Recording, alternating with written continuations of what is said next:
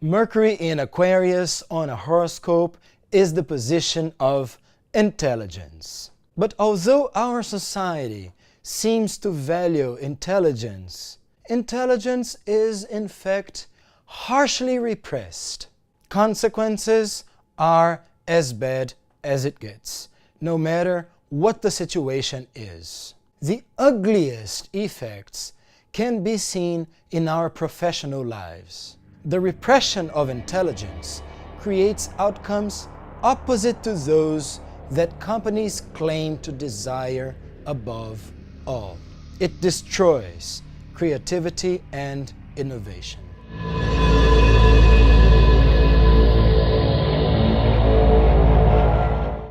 For starters, we need to differentiate intelligence and knowledge. Imagine a situation. John says Mary is intelligent. You ask John, why does he think Mary is intelligent? It's likely that you will hear the answer. Mary studies a lot. She has read many books. She knows a lot. That answer shows that Mary has a lot of knowledge. But that doesn't mean she's intelligent.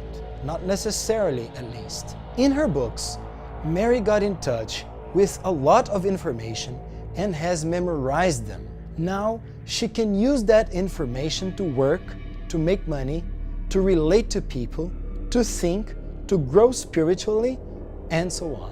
When Mary has to solve problems connected to the topics she has studied, she will make use of the knowledge that she has gained in the past. But if Mary keeps solving her problems with the knowledge that she has gained in the past, Mary will never solve her problems in new ways. Mary will always repeat the solutions she already knows. Therefore, Mary is unable to create and innovate. That's why our society, in fact, represses intelligence and prefers knowledge.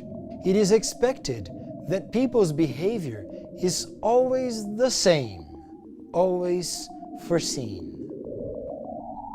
Religions expect that the believer obey always the same dogmas. Companies create sets of norms to force people to act always the same way. States impose laws to force their citizens to have always the same behaviors. Authoritarian governments have a special aversion for intelligence.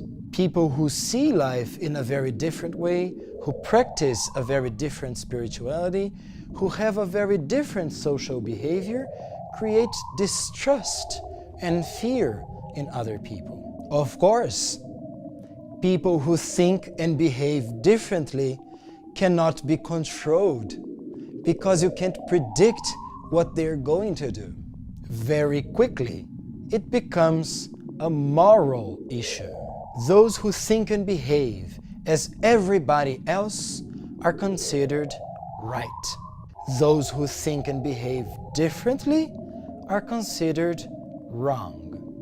Intelligence is something else. Intelligence is present when completely new ideas come by, when entirely new perspectives about life or about a given situation arise, when a totally new solution for a given problem emerges. Therefore, intelligence is always creativity and innovation. Knowledge can stimulate the intelligence, but it usually gets in the way. If you are used to always seek to gain more knowledge, you learn that there are many new ways of thinking, and some of them are valid. That makes you think and makes room for new thoughts. But if you believe that the knowledge you already have is the right one, other thoughts, new thoughts, are seen as a mistake. Your intelligence will then be this size. Jungian psychology by Carl Jung defines the ego as consciousness. The ego is the consciousness you already have, the knowledge you already possess. Knowledge is a part of the ego. Intelligence is the arrival of new perceptions and new ideas. These perceptions and ideas go beyond the knowledge that the ego already has. Therefore, these perceptions and ideas are not part of the ego. Understand that these ideas and perceptions are not created by yourself. They simply arrive at your consciousness ready to use. That's why they generally surprise you. I have an idea. That given, where does the intelligence come from? Where do new ideas and perceptions come from, if not from the consciousness, from the soul, from the self? Jungian psychology shows that the soul's main characteristic is the ability it has to always go beyond yourself, always transcend yourself. That means that the soul is always one step ahead of yourself. It doesn't matter how much knowledge you have, the soul will always show you the next step. It's true, there are people who do not care about the soul and are clever. In general, they are people less concerned with what is known and right, and they are more open to the new.